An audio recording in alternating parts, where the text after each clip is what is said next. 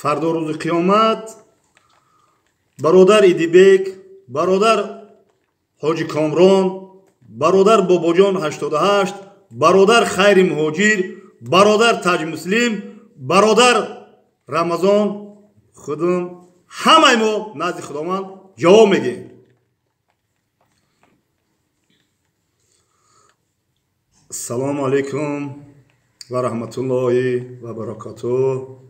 برادران قندم، جوانای محترم، نوسای قندی باباش،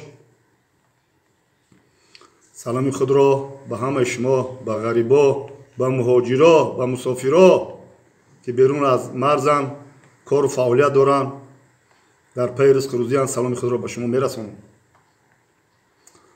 برادران قندم خاطر رسان میکنم که دیروز 6 نوامبر ما آدم سوی درک نیافتیم، با امیدیم کار و بار و زندگی درک نیافتیم، باور که بعدش مدثر موزد که ویدیو را پخش کردیم. روزی کنستیتوسیا جمهوری تاجیکستان بود. ما کنستیتوسیا را به تمام مردم سربلند تاجیکستان عزیز تبریک و تهنیت میگم. خواهان آن هستم که دائم تاجیکستان ما سربلند و آبرومند باشد، در عرصه بین المللی یک جای نمایان را اشغال کند. برادران قندم خاطر رسان میکنیم که مقدسات تاجیکستان عزیز، مقدسات مسلمان های تمام روی دنیا، این یکی از تاجیکستان عزیز کنستیتوسیا است، یکی از مسلمانان تمام کره زمین قرآن است، قرآن عظیم الشان، قرآن کریم. خب خلاصه کرده میگم وقت نیست. کسی که همین کنستیتوسیای جمهوری تاجیکستان کسی که رعایت نمیکنه، کسی که همین مقابل همین گپ میزنه، کسی که همین را به همین قبول نداره و پراتفی همین کار و فعالیت میکنه، بفهمه که جوش ترمای بابات گپ میزنه. فهمیدین کنستیتوسیا چیه؟ برای که سخن بسیار درازی بد نکنم. مقصدم یه کسی که قرآن رعایت نمیکنه، موافق قرآن گپ نمیزنه، قرآن اعتراف نمیکنه، پشتش پنجره نیست، پشتش اسفل سافلین. ما همین میدونم. اگر بگوی که ما در این دنیا هم لذت این دنیا را برم، هم لذت قیامت، هم کنستیتوسیا را، هم قرآن، ایش نمیشه زندگی کرده نمیشه، برادر زندگی کرده نمیشه، به ایش تر نمیشه، به ایش جهنم میره. باید آدم کامل هر چه اعتراف کنه. گپا بسیار نه که ما گپ درباره برادر ایدیبک، برادر حاجی کامران شاه که دین ما نواری کرده بودم، ما درباره اینها باید گپ زنم. برادران قندم با فکرم دیگه اتویت شفق نشید. ما درک ندارم، در آنجا انتن نیست، بابی همه خبر رو به ساعت 3 شب یکم انتن چک شب میوم، مگر نمیشه. نمیدونم که با فیلم اتویت ندادن هم دیگرشان. اگر اتویت نداده باشد این بهترین کار شد.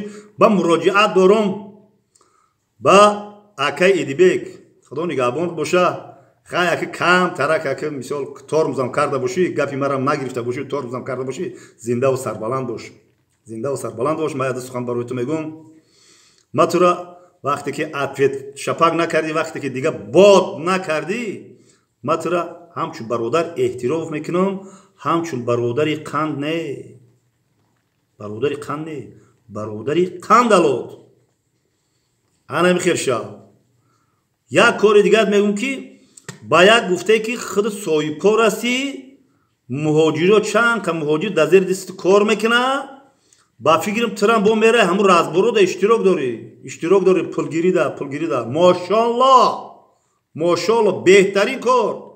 خداوند فردا روز قیامت ترا مسئولیت داده 30-40 تا کارگر داشته باشی. اگر مسئولیت وزبین داری، میتونی که هر یک کدام هم قطعی نوار کنی، هر روز یا نوار کنی، هر یک کدام قطعی. بسیار سخنان خوب دارم. ما برای مهاجر اولی صورت مهاجر میمونم، ما وقت نمیام میقدر شما کشم با کشو دارین. صورت مهاجر میمونم، بعد درباره مهاجر گم میزنم. فهمیدی؟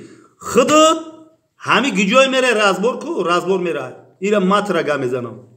хай охи я хурду хурок зиндагӣ бояд боша ку охи мехези мошинида айҷо заправка мекунӣ ягон банк нест охи бигирӣ мошинида заправка кунӣ ёки ягон хайне муҳоҷир айҷо корот ҳаст на мошолло хуб мешава мисол айсои худ мекунӣ мере пули ҳам марда ка мегирӣ метӣ ҳамирам я навори ки ибрат шава дигарода ки мо ин пул мегирам ахир метем чӯ паси парда накира кори хайра гап зан ки ибрат бигирам и даст мега нафаҳма ку охи бо кардан дар кори дигарон бифаҳманд хеле кор дар кор дай бикунан охи фикри шахсии манай идибекҷон худо зиндаву сарбаланд бошед ман ҳама вақт қатӣ ҳастам ҳама вақт наворҳои хуб кун ҳама вақт нагу ҳар касам блогер шуда наметавонад блогери ту ҳамин блогер шав ба ватан модар ба муҳоҷир хизмат кун блогер шав хизмат кун аҷру савоб шав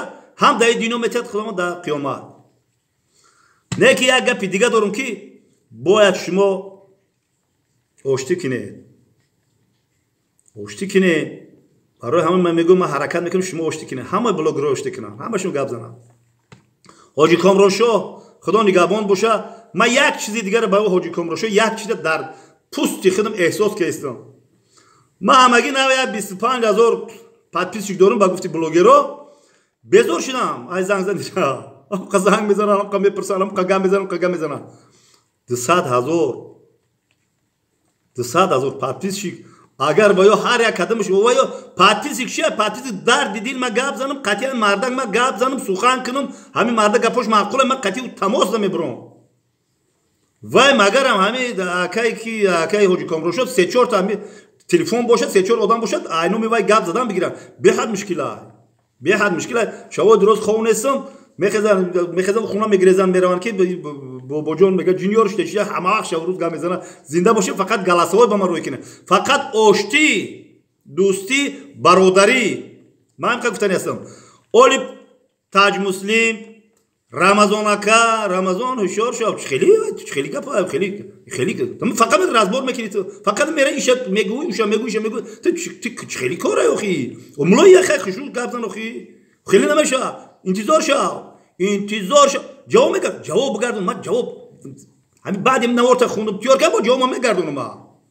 чори ҳозир ҷавоб бида ҳами ки рамазон баъд бобоҷон 88 оли мерам ба сери бобоҷон 88 ам як бор таърифиш кардам кани чӣ ҳолу кору бор дора мерам ман ба ин суханам ҷавоб мегӯям мерам ман сухана бояд мардак ҷавобша бига мерам ба сари ура хайри муҳоҷир қадар хай даводав дора вай дора ису дора мерам ба қатирам разбор мекунам ба чӣ гап хабара хулоса ман тоҷик ҳастам ман тоҷикистони ҳастам дар тоҷикистон ҳастам барои ватан ҷон ма метавам барои халқи тоҷик ҷон ма метавам миллатпарастӣ нагемо барои ман миллатпараст бошам бародарони ӯзбек бародарони қанди манам гуфта будурен тамошо кунед оли ман ҳеҷ ҷода ман баромадам намекардам зиндаву сарбаланд бошем ҳамин оштӣ бошад дӯстӣ бошад бародарӣ бошад оштӣ кунанд биёед темаи ё ҳарч баса дӯстӣ бародарӣ фақат дӯстӣ бародарӣ ҳоҷӣ комроншоҳ акай эдибек дӯстӣ тамом фақат дӯстӣ бурор наворота бурор паддержка айма бурор чихел ту мисол муҳоҷиро қатӣ чихел мисол пулора мегирӣ чихел ва мекунӣ